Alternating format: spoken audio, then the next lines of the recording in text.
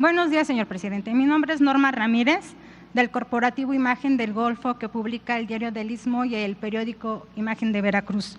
Como usted sabe, señor presidente, el exsecretario de Seguridad, Genaro García Luna, durante el gobierno de Felipe Calderón, libra un juicio en Estados Unidos, donde, entre otros cargos, enfrenta el de conspiración e introducción de cocaína a ese país. Para ello se le señala de filtrar información a los cárteles mexicanos y de acuerdos para combatir a grupos rivales, además de colocar funcionarios en puestos claves para brindar protección e impunidad a la delincuencia organizada. La versión en Estados Unidos es que la información que posee García Luna involucra a muchos exfuncionarios del Gobierno de México. Uno muy cercano a él, que ocupó diversos cargos en el área de seguridad nacional, es el exgobernador de Veracruz, Miguel Ángel Yunes Linares, de quien se presume incluso que Estados Unidos le ha cancelado su visa. Señor presidente, a Yunes se le acusa de reuniones con García Luna en Miami durante varias ocasiones, lo que despierta sospechas de complicidad. Además, un alfil de Yunes, Enrique Pérez, fue director del penal de Puente Grande cuando el Chapo Guzmán escapó por primera vez. La pregunta es si el Gobierno de México estará dispuesto a colaborar con Estados Unidos para que este tipo de políticos sean sancionados, si fuera el caso. Por su parte, a nivel estatal, a pesar de contar con antecedentes, incluso de malos manejos y sendas de denuncias en la Fiscalía General de la República y la Fiscalía Estatal, el Gobierno de Veracruz no ha iniciado ninguna acción en contra de Yunes Linares, lo que ha generado especulaciones de un posible pacto con el panista.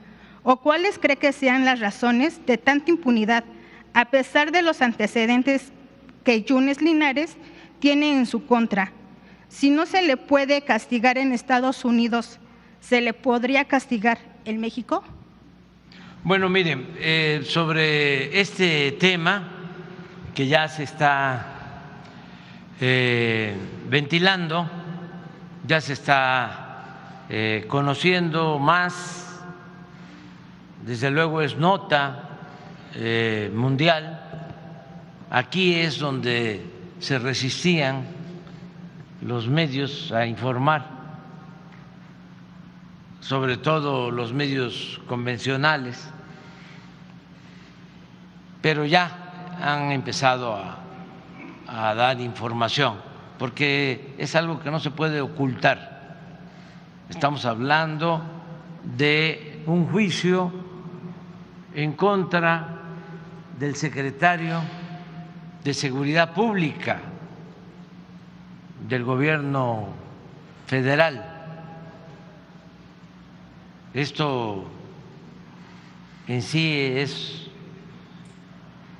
todo un suceso.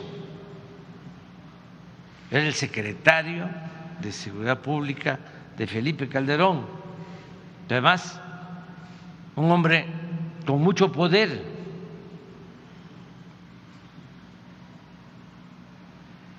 Y lo detienen en Estados Unidos y lo acusan de vinculación con la delincuencia organizada y de acumular una enorme fortuna,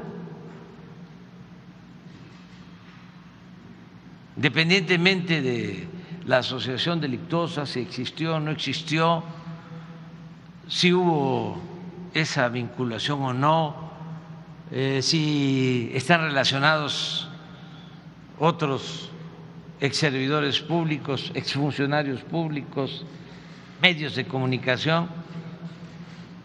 Pues nada más habría que ver si es cierto que tiene tanto dinero, porque como un servidor público, por mucho que ganaban de sueldo, iba a llegar a tener para, como se está difundiendo, hay que probarlo, residencias en Estados Unidos, yates, la obtención de contratos millonarios en dólares. Entonces sí es un tema de interés público y regresamos a lo mismo. Reitero que lo más importante es que estos casos se conozcan, se den a conocer, que no se oculten para que no se repitan. Son enseñanzas, porque antes saqueaban, robaban, hacían lo que querían y ni siquiera perdían su respetabilidad, hasta se les aplaudía. Y si queremos que nuestro país siga avanzando por el camino, por la senda de la prosperidad y de la justicia, necesitamos cortar de tajo con la corrupción. Entonces, sí es un tema de interés público y va a iniciar ya el juicio el lunes.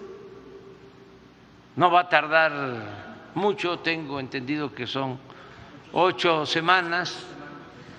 Entonces, no nos adelantemos. Pero es que no podemos hacer juicios a priori. Si se va a llevar a cabo un juicio, desde luego es en Estados Unidos, se tiene que analizar el contenido de las pruebas, los que van a participar de testigos, tengo entendido que son muchos, y el jurado en Estados Unidos está integrado por ciudadanos. Entonces, a partir del lunes, que se esté informando, porque sí hay manera de saber cómo se va a llevar a cabo este proceso y que todos estemos informados. Yo cada vez que pueda les voy a estar aquí informando a ustedes, pero fundamentalmente a la gente, porque ustedes, ese es su oficio, ese es su trabajo, que les voy a informar. Ustedes son los que me informan a mí, pero sí a la gente, que todos conozcamos sobre estos casos y esperemos a ver qué va a resultar de las acusaciones. ¿Pero qué pasará con el exgobernador de Veracruz? Pues vamos a ver si está involucrado o no. Pues no solo con el gobernador de Veracruz, yo planteé abiertamente lo de el expresidente Felipe Calderón y manejé 3 hipótesis y las sostengo. Una es que García Luna sea inocente, porque no podemos nosotros acusar sin prueba, si no hay un juicio de por medio. Esa es una posibilidad. Entonces, ¿qué tiene que ver Felipe Calderón? Pues nada. La única cosa sería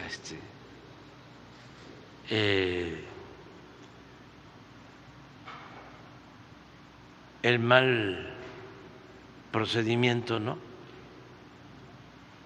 de parte de las autoridades de Estados Unidos de tener detenida a una persona 3 años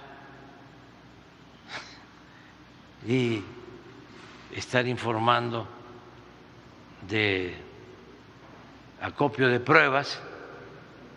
Sería como el parto de los montes, sería como parir un ratón, pero existe esa posibilidad. La segunda, pues es que sí está involucrado y que Calderón pues no tenía conocimiento. No lo descartemos. Son hipótesis. Y la tercera es que sí está involucrado, que sí cometió ilícitos García Luna y tenía información, sabía Calderón, o lo toleró, pero que sí tenía información. Entonces, no es nada más Yunes, esto tiene que ver con un asunto mayor, que también va a salir a relucir la vinculación con las agencias extranjeras, el papel de la DEA, de la CIA, del gobierno estadounidense, porque tengo entendido que lo premiaban y llevaba a cabo acuerdos con autoridades de Estados Unidos.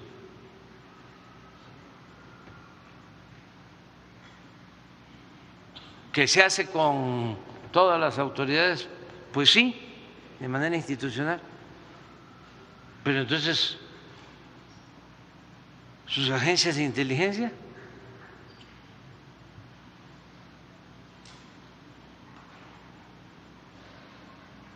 necesitan pues una sacudida, ¿no? Una revisión. Entonces, todo esto es lo que se va a tratar. Y para nosotros, ese es mi punto de vista, es muy importante porque esto ayuda a frenar la corrupción y sobre todo la impunidad. Que no se oculten las cosas. Ya lo he dicho varias veces, me llamaba la atención de que los llevaba a los periodistas más famosos, García Luna, a un búnker. Ciro, sí, me acuerdo de Ciro, ¿cómo no? Marín, y salían,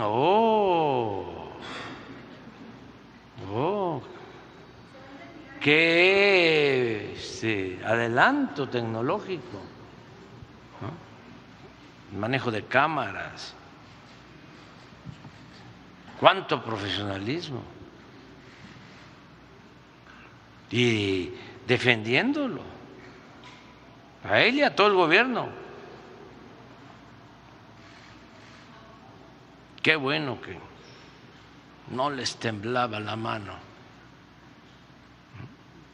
Esa era la norma en esos tiempos.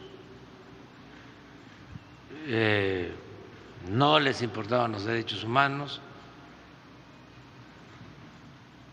no había quejas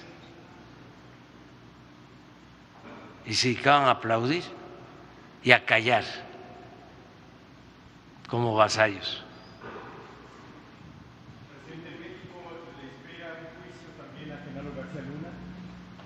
Hay que esperarnos, no nos adelantemos. Sí, vamos a esperar a ver qué resulta. Es que ustedes, lo digo de manera respetuosa, afectuosa, cariñosa, con todo respeto, pues quisieran que nos brincáramos etapas, ¿no?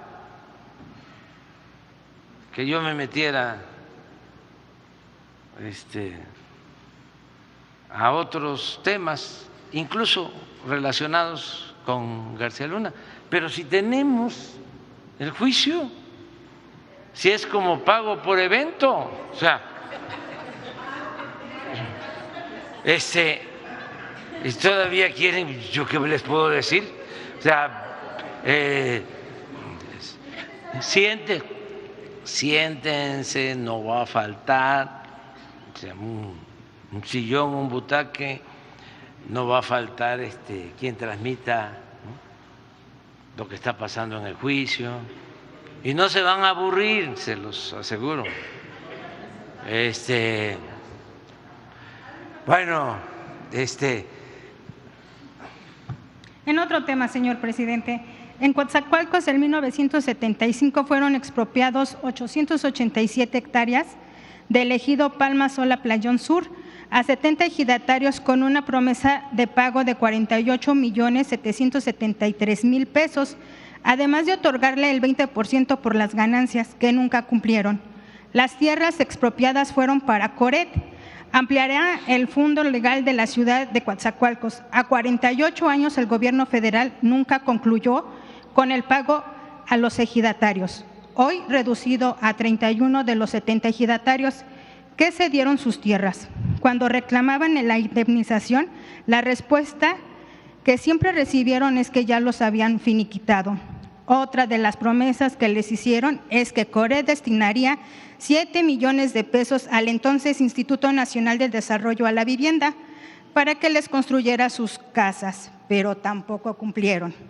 Hoy el grupo de ejidatarios le piden su intervención, señor presidente, ordene se revise el caso y la expropiación de sus tierras y se haga justicia. Sí, vamos a atenderlo. Si nos da los datos con Jesús para pedirle a Román Meyer que los atienda. ¿Qué está sucediendo también en el país? Pues ha habido muchas injusticias, hay muchos damnificados de la política neoliberal que se impuso. Imagínense, despidos en Mexicana, despidos en la Compañía de Luz y Fuerza del Centro, despidos de tierras, de ejidatarios, porque decidieron acabar con el ejido. La última iniciativa de Calderón, nada más que afortunadamente no pasó porque protestamos, era que desapareciera el ejido, que la parcela,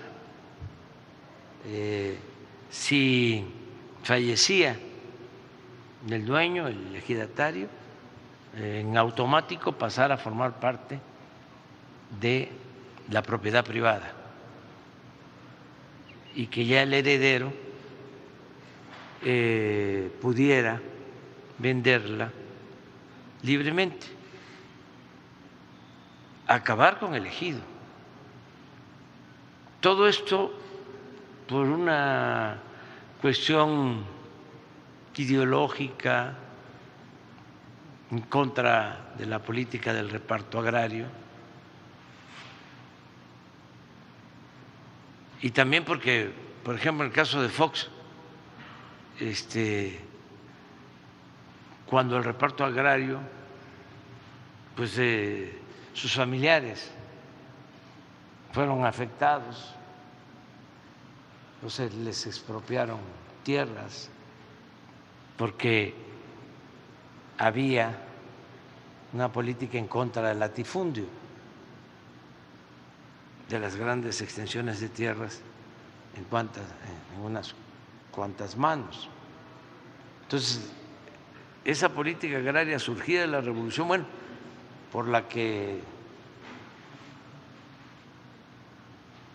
participó Zapata con los campesinos para garantizar el derecho a las tierras, esa fue muy combatida por un grupo conservador, a pesar de que estamos hablando de más de la mitad de la propiedad territorial de nuestro país, es todavía propiedad social. Entonces, desde Salinas empiezan a deshacer la propiedad social, ponen las tierras ejidales al mercado como si fuese una mercancía. Esa es la primera reforma al 27. Y luego pues, Fox también lleva a cabo otra reforma. Y Calderón quería pues ya acabar con el ejido. Entonces, quedaron muchos pendientes, gente que fue despojada de sus tierras, como trabajadores despedidos. Entonces ahora que se están llevando a cabo los cambios, pues con razón nos piden a nosotros, ¿no?, que se resuelvan estos asuntos. Hay casos de 20, 30, 40 años. Ahora nos pararon una carretera, la que se está construyendo de Oaxaca a Puerto Escondido, y es un asunto agrario de décadas, también mal atendido, porque se van hasta la última instancia y le dan la razón a un pueblo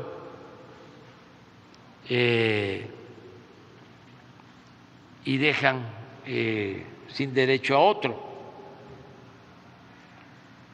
Estamos hablando de 20,000 hectáreas. Entonces, enfrentamientos entre los pueblos, en vez de llamar a la conciliación, de buscar opciones, de resolver el problema, lo dejan. En este caso es San Vicente Coatlán, Consola de Vega,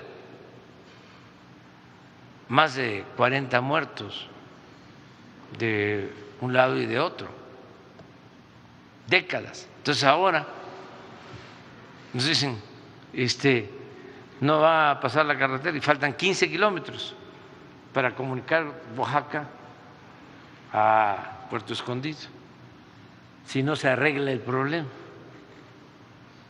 agrario. Se ve jurídicamente, ya es cosa juzgada, porque ya la última instancia resolvió, pero no solo es un asunto de poder pasar por el camino, digo, por los terrenos y hacer la carretera, es un asunto también de justicia.